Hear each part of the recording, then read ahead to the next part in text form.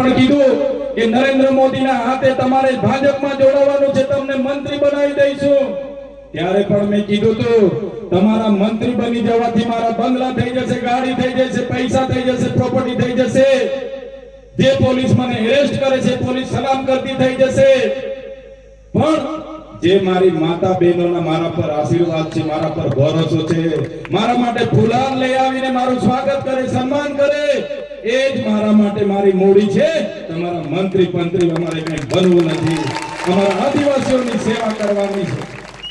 ત્યારે સાથીઓ આજે હું કહેવા આવ્યો છું, ભાજપના લોકો તમે એને પૂછો કે ભાઈ કેમ ચૂંટણી લડો છો, કેમ જીતવા માંગો છો, તો એ ભાજપના નેતાઓ કહેશે એકવાર અમારો મેળ પડી જાય, અમારું 3-4 પેઢીનું અમારે કરી લેવું છે એટલે ચૂંટણી લડીએ છીએ, કહેતા છે ને લોકો।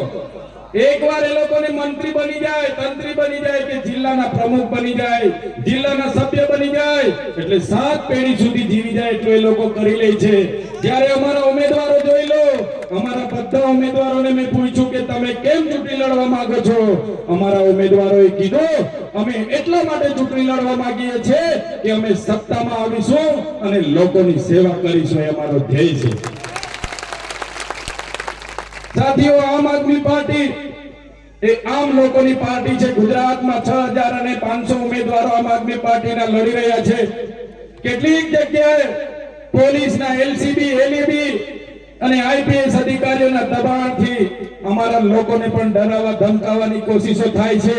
ત્યારે આ મંચ પરથી એ પોલીસ અધિકારીઓ જે પણ આ પ્રકારનું કરે છે અને જે પણ ભાજપના નેતાઓ આ પ્રકારના કરે છે એમને પણ કહીએ છીએ પોલીસ અધિકારીઓમાં જો પાણી હોય તો પોતાની વર્દી ઉતારીને ખેસ પહેરીને મેદાનમાં આવો, કેટલા બી એ હો થાય છે અમને ખબર પાડી દઈશું। કોની સાથે પાલો પડ્યો છે ખબર પાડી દઈશું અમે કોઈના બાપથી ડરતા નથી। ગુજરાતના હર સંઘવીને પણ કહેવા માંગીએ છીએ જે દિવસે અમારી જનતા અમારા અધિકારો માંગવા માટે બહાર નીકળશે, જે દિવસે અમારા ભાલા પાલિયા તીરકામઠા લઈને અમે ગાંધીનગર તરફ નીકળી જઈશું, તે દિવસે તમારી પોલીસ પણ તમને બચાવવા નથી રહેવાની, એ આદિવાસીનો પાવર છે। ત્યારે આપણા વિસ્તારના લોકો કેટલાક નેતાઓ એજન્ટ બનીને ગુલામોની જેમ કામ કરે છે।